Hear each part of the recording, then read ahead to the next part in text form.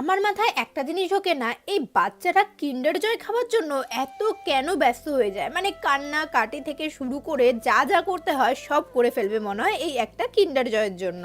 তাই এই কৌতূহল দূর করার জন্য আমি কিন্তু বাজার থেকে আজকে একটা কিন্ডার জয় নিয়ে এসেছি, দেখবো এটার মধ্যে কি কি আছে আর এটা খেতেই বা কেমন, বাচ্চারা কেন এত এটাকে ভালোবাসে। তার জন্য প্রথমেই ওপেন করে একটা চামচ পেলাম আর এই বাক্সটা ওপেন করে পেলাম খেলনা। এই খেলনাটা দিয়ে কিভাবে খেলে সেটা আমার মাথায় সত্যি ঢোকেনি। আজকে শাউটআউটে আসিফ বলেছে স্যান্ডউইচটা আমিও বানিয়েছিলাম, দারুণ হয়েছে খেতে।